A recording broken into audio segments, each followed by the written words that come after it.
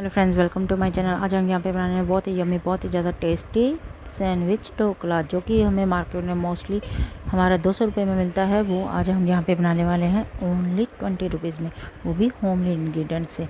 तो चलिए बनाना शुरू करते हैं। उसके लिए मैंने सिंपल कटोरी जो हमारे घर में नॉर्मली हमें मिल जाती है, वो वाली कटोरी हमने किस चीज़ की ली है, हमारी बेसन की लेने के बाद हम सिंपल नमक का दानी में जो हमारा चम्मच होता है वहाँ उसकी हमने क्या की है, हल्दी का हाफ स्पून लिया है। और अब इसमें हम डाल रहे हैं हाफ स्पून ही मिर्ची आप अगर ज़्यादा स्पाइसी पसंद करते हो तो आप फुल स्पून भी डाल सकते हो, लेकिन मैं इसमें कम पसंद करती हूँ तो आधा स्पून ही इसमें जो है मिर्ची को डाल रही हूँ। फिर इसमें हम जो है 1 स्पून हम नमक डालेंगे। इसमें आप मिर्ची बस ज़्यादा कम कर सकते हैं और कोई भी चीज़ ज़्यादा कम ना करें। ये देखिए, अब इसमें हम क्या करेंगे, नमक डालने के बाद 1 स्पून जो सिंपल हमारे घरों में यूज़ होता है, वो चम्मच जिससे हम खाना खाते हैं, वो स्पून हम सिंपल चीनी का लेंगे। ये देखिए, इसमें 1 स्पून हम क्या डालेंगे, चीनी का। तो 1 स्पून हमने इसमें चीनी डाल देनी है, जैसे कि आपको दिखाई दे रहा है। और अभी हमने इसको मिक्स नहीं करना। अब इसमें हम डालेंगे यही वाला स्पून जो मैंने अभी चीनी का डाला है, वही हमने 2 स्पून हमने रिफाइंड घी के डालने हैं इसमें, ताकि ये थोड़ा सा सॉफ्ट हो जाए हमारा।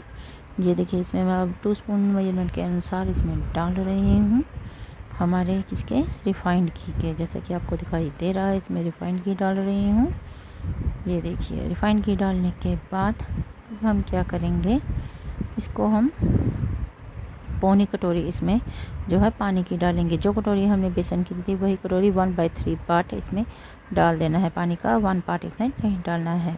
तो हमने पौनी कटोरी इसमें जो है पानी की डाल दी है। अब इसको अच्छी तरह से मिक्स करने के बाद इसमें हम डालेंगे इनो जो हमारा लेना है, वही वाले स्पून जो पहले लिए थे उसके 2 स्पून डालने हैं। ये बात आपने याद रखनी है, 2 स्पून।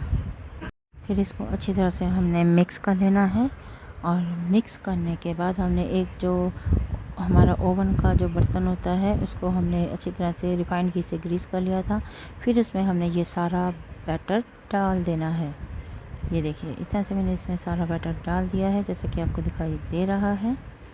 सारा बैटर डालने के बाद इसको हम अच्छी तरह से हिलाते हुए सेट कर देंगे, ताकि ये कॉर्नर टू कॉर्नर अच्छी तरह से पहुँच जाए। इस तरह से ये देखिए, इस तरह से हमने हिलाते हुए सारा कॉर्नर टू कॉर्नर इसको पहुंचा देना है, जैसे कि आपको दिखाई दे रहा है।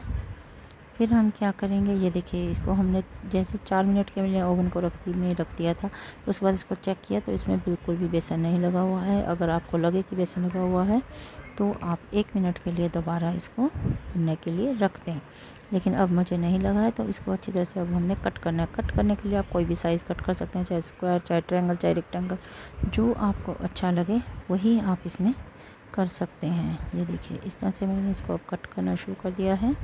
ये देखिए, इस तरह से हमने अब इसको कट कर लिया है। इस तरह से कट करने के बाद ये बात याद रखनी है, आप जब इसको थाली में रखें तो जो इसका अपर पार्ट है वो नीचे रखना है, और इसका जो नीचे वाला पार्ट है वो ऊपर आएगा। मीन्स जो ये प्लेन पार्ट है ये हमारे थाली के ऊपर आएगा, और मतलब नीचे की तरफ टच करेगा, और जो इसका नीचे वाला पार्ट है वो जालीदार होगा, वो ऊपर वाले साइड आएगा। मीन्स जो हमें दिखाई देगा जाली वाला पार्ट। इस तरह से आपने थाली में इसको निकालना है। ये देखिए, अब ये हम इसको जैसे निकाल रही हूँ मैं, तो इसका प्लेन वाला साइड वो नीचे चला जाएगा, और ये देखिए इसका जाली वाला पार्ट ऊपर आ जाएगा। इस तरह से आपने रख देना है। इसी तरह से हम इसको करते जाएंगे। तो थाली में निकालने के बाद अब हमने क्या करना है, कढ़ाई में 2 चम्मच रिफाइंड घी डालना है, और फिर उसमें हमने क्या लेना है, वाइट सिरका, जिसको वाइट विनेगर भी कहते हैं, वो हमने 20 ml लेना है। मैंने 10 ml लिया है। और इसी तरह से आपने 10 ml मेजरमेंट आप हिसाब ठीक रखें। अगर आपके पास कुछ ना हो मेजरमेंट करने के लिए, जो दवाइयों के साथ हमें मिलती है वो आप ले सकते हैं ढक्कन, इसमें परफेक्ट मेजरमेंट हो जाता है। तो मैं 20 ml इसमें डालूँगी, जैसा कि आपको दिखाई दे रहा है। 20 ml इसमें 10 ml डाल दिया है, और गैस मैंने ऑन कर ली थी। तो ये देखिए 10 ml और डाल दिया है, जैसे कि आपको दिखाई दे रहा है। इस तरह से हमने डालने के बाद अब क्या करना है, ये देखिए, अब इसमें हम डालेंगे चीनी हमने इसमें 1.5 स्पून डालना है। 1 मैंने डाल दिया है, हाफ और डाल दूँगी। ये देखिए, इसमें मैंने अब हमारा 1.5 चम्मच, और पानी हमने उतना ही डालना जितना हमने बेसन में डालना था, 1/3 कटोरी का। जैसे ये देखिए मैंने डाल दिया है। अब इसको हमने तब तक बॉयल करना है जब तक ये अच्छी तरह से हमारी चीनी मेल्ट ना हो जाए। और उसके बाद ये देखिए हमारा जो है हमने हमारे ढोकला में इसको इस तरह से रख चुके हैं। ये जालीदार पार्ट हमारा ऊपर, ये प्लेन पार्ट नीचे। इस तरह से करते हुए आपने इसको इसी तरह से रख देना है। और दूसरी तरफ हमारी जो है हमारी चीनी है वो अच्छी तरह से मेल्ट हो चुकी है, जैसे कि आपको दिखाई दे रहा है। और फिर हमने 1 बाय 1 करके हमारे जो बेसन की जो ढोकला बना हुआ है उसके ऊपर 1 बाय 1 करके हमने अप्लाई करते जाना है। ये देखिए स्पून की सहायता से, इकट्ठा नहीं डालना है तो कि ये सोखत करने में टाइम लेता है। तो ऐसे से एक एक स्पून करके डालोगे तो अच्छी तरह से कॉर्नर टू कॉर्नर ये रिजर्व कर लेगा हमारा जो विनेगर वाला पानी है। ये देखिए बस आपने 1 बाय 1 करके इसको डालते जाना है, जैसे कि आपको दिखाई दे रहा है। बस इसी तरह से हमने सारी अपने जो है ढोकले के ऊपर 1 बाय 1 करके सारा अप्लाई करते जाना है ये पानी। और ये एक बात याद रखना है, जब ये ठंडा हो जाएगा ना, जब इसको फ्रिज में रख देंगे तो यही पानी का टेस्ट ज़बरदस्त हो जाएगा, क्योंकि ये ढोकले के साथ मिलकर बहुत ज़्यादा ज़बरदस्त टेस्ट देगा। और हमारा ढोकला भी है बस स्पंजी होकर फ्लफ़ी हो जाएगा।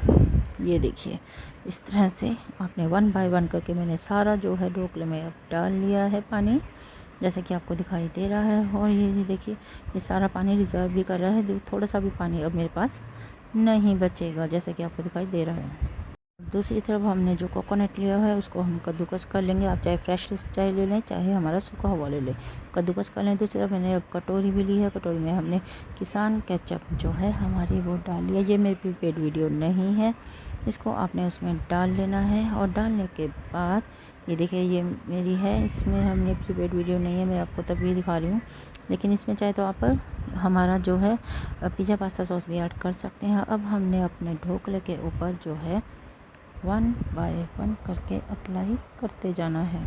तो इस तरह से हमारे एक एक ढोकले के ऊपर इसका फ्लेवर अच्छी तरह से आना चाहिए और देखने में भी यमी लगना चाहिए। क्योंकि अगर आप पूरे के पूरे ऊपर एकदम से लगाकर फिर स्प्रेड करोगे तो वो बल्कि नहीं बढ़िया लगेगा, क्योंकि इधर उधर वेस्ट भी होगी हमारी जो सॉस है और उतना अच्छा मतलब टेस्ट भी नहीं आएगा, क्योंकि ज़्यादा फिर सॉसी सा हो जाएगा ना, फिर वो वाला टेस्ट नहीं आएगा जो एक जैसे ढोकले में होना चाहिए। तो इसलिए सिर्फ अपर पार्ट पर हमने इसको इस तरह से अप्लाई कर देना है।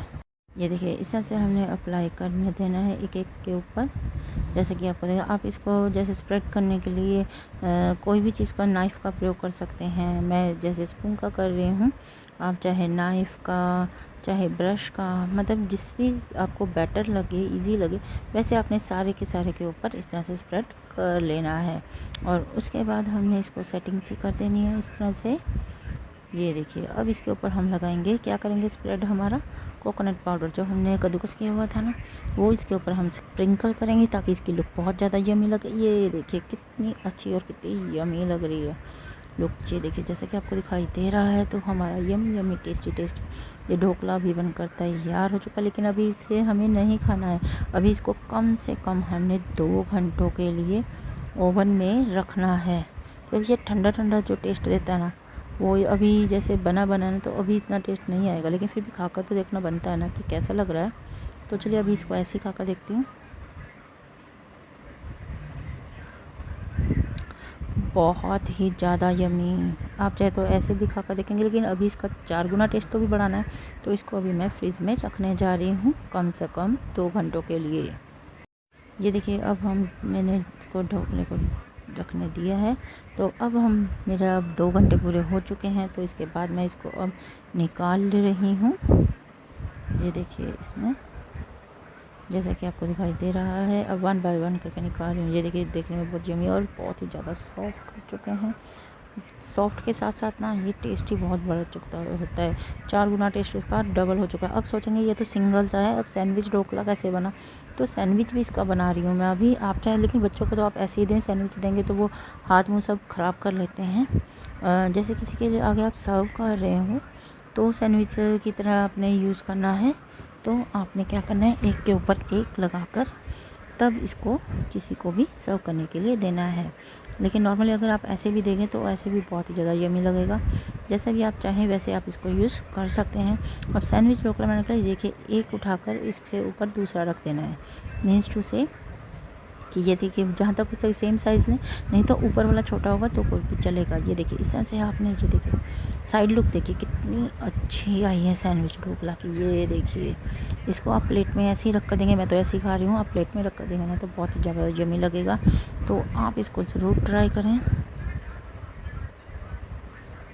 मैंने तो अब ट्राई कर लिया, ये तो बहुत ही ज़्यादा यमी है।